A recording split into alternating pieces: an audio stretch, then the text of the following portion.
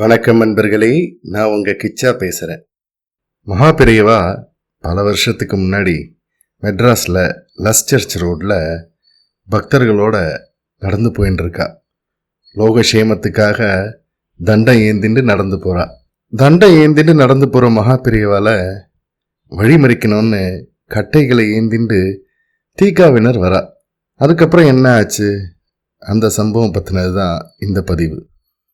என்ன ஆச்சுன்னு நம்ம தெரிஞ்சுக்கிறதுக்கு முன்னால் நம்ம சேனலை சப்ஸ்கிரைப் பண்ணாதவங்க கண்டிப்பாக பெல் ஐக்கான் கிளிக் பண்ணுங்க, சப்ஸ்கிரைப் பண்ணுங்க. மகா பெரியவா லஸ் சர்ச் ரோடில் பக்தர்களோட நடந்து போயின்னு இருக்கா.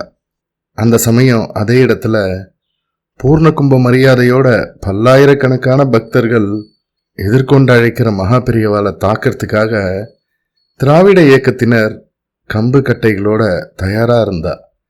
இந்த செய்தி மகா பெரியவாளுடைய பக்தர்களுக்கு எட்டியது. அதிர்ந்து போயிட்டா. உடனே மகா பெரியவா கிட்ட போய், மகா பெரியவா, டிகே காரெல்லாம் அந்த பக்கம் கம்பு கழியோட நின்றுருக்காளாம்.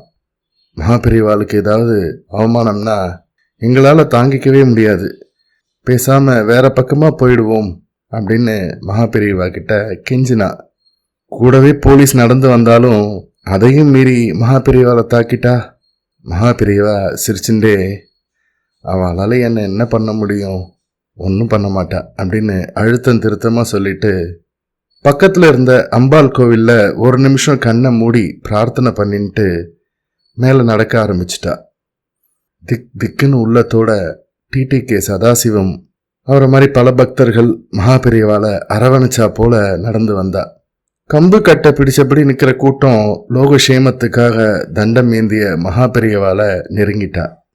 எல்லாரும் கட்டையை எல்லாம் கீழே போட்டுட்டு ஒதுங்கி நில்லுங்க, பெரியவங்க வராங்க, பெரியவங்களை வழிமறிக்கிறது தாக்குறது அதெல்லாம் கூடாது, நான் சொல்லிட்டேன்.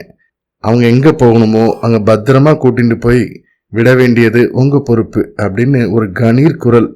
அந்த குரலுக்கு உரியவர் ஈவேரா பெரியார். அவர் அங்க வந்து கட்டளையிடுறார். நான் தான் சொன்னேனே, பார்த்தேலா அப்படின்றது போல மகா பெரியவா ஒரு புன்னகை பொதித்த பார்வைய தன்னை சுத்தி நின்று இருந்த அடியார்கள் மேல் வீசினார். மகா பெரியவால பாதுகாப்பா தீக்காவினரும் கூட சேர்ந்துண்டு எங்க போனோமோ அங்க கொண்டு போய் விட்டா. ஜெய ஜெய சங்கர ஹர ஹர சங்கர. இந்த பதிவு உங்களுக்கு பிடிச்சிருந்தா லைக் பண்ணுங்க, ஷேர் பண்ணுங்க, கமெண்ட் பண்ணுங்க, மறக்காம பெல் ஐக்கான் கிளிக் பண்ணுங்க, சப்ஸ்கிரைப் பண்ணுங்க. நன்றி நண்பர்களே.